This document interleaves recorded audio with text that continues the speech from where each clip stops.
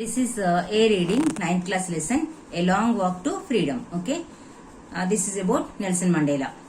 In life, every man has two twin obligations. All of you open the textbooks. I am reading the lesson.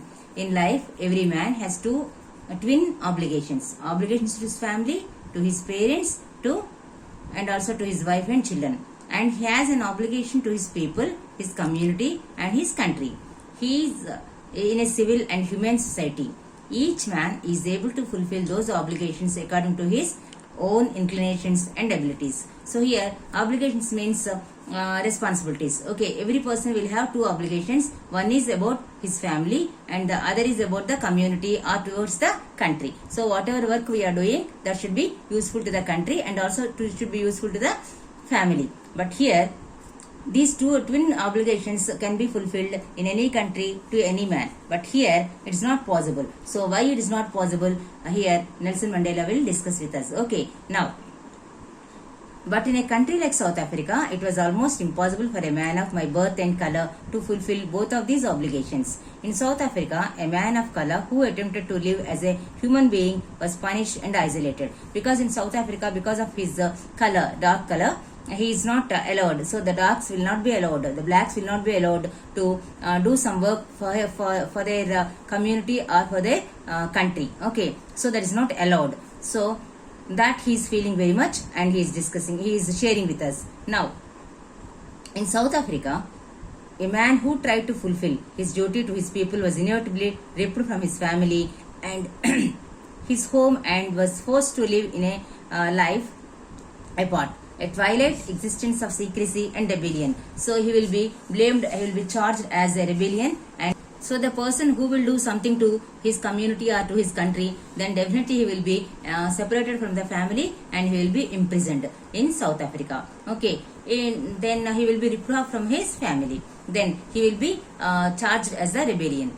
I did not in the beginning choose to place my people above my family, but in attempting to serve my people, I found that I was prevented from fulfilling my obligation as a son, as a brother, and as a father, and also as a husband. So when he starts work towards his country, then definitely he cannot do work for his, he cannot take any responsibility of his family members. Okay, so that was the problem. Then I was not born with a hunger to be free. I was born free. Actually, nobody will have the hunger for freedom, because we don't know if we miss the freedom, then only we understand what freedom we need. Okay, so he hasn't missed the freedom when he was a boy. That's why he did not have the hunger of freedom.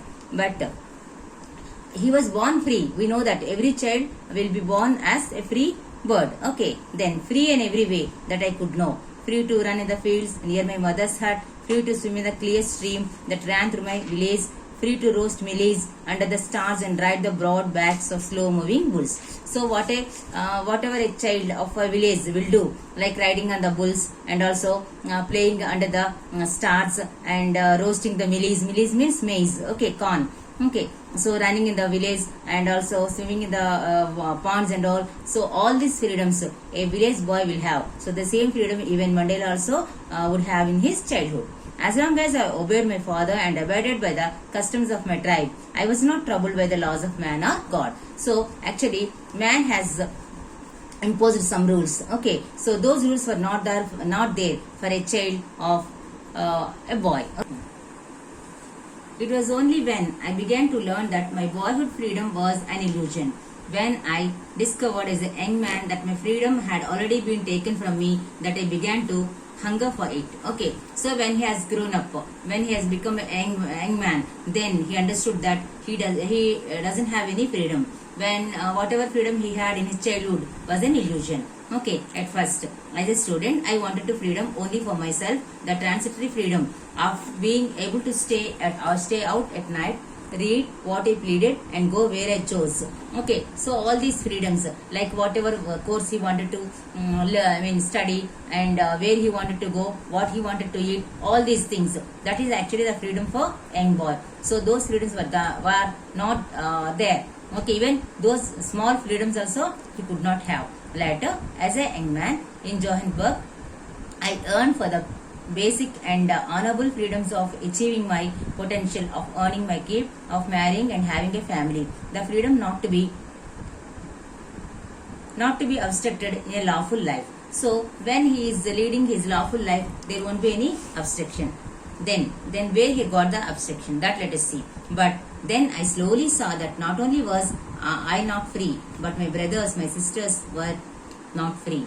I saw that it was not just my freedom that was curtailed, but the freedom of everyone who looked like I did. Okay, so the blacks, all the blacks, they have lost their freedom has been curtailed. Curtailed means cut short. Okay, so that was not there in fact. Okay, so they did not have that much freedom like the whites. So that he observed when he grew up.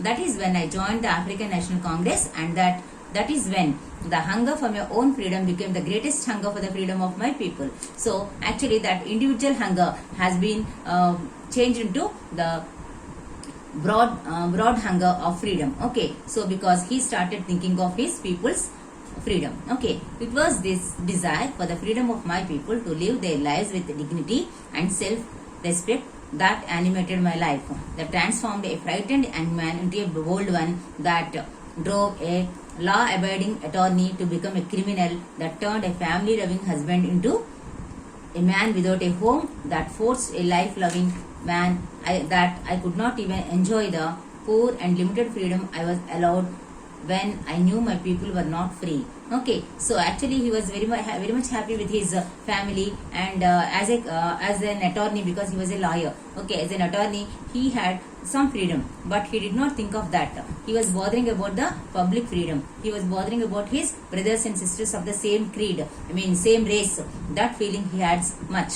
So he was craving for that. Then there he failed. So this man, this human, actually he was a human in the beginning, but later he was transformed into a animated one. Okay, because of the lack of freedom made him like that, and that humble and very innocent, very obedient person has changed into a wild man. Okay, then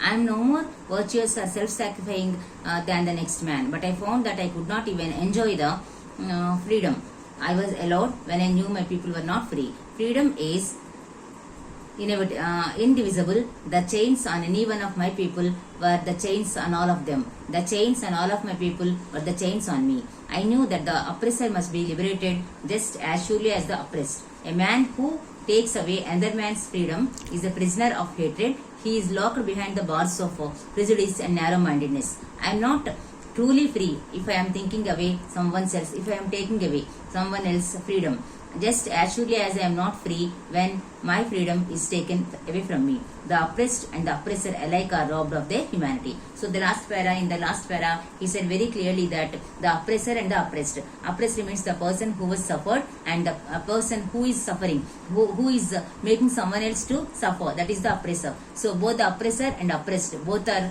losing their humanity, because the oppressor, because of his lack of humanity and all, he is losing his humanity, and he is losing his freedom indirectly. And the oppressed, already he is losing his freedom. So like that, both the oppressor and oppressed are lacking their freedom because of lack of the humanity. Like that he concluded the speech. Thank you.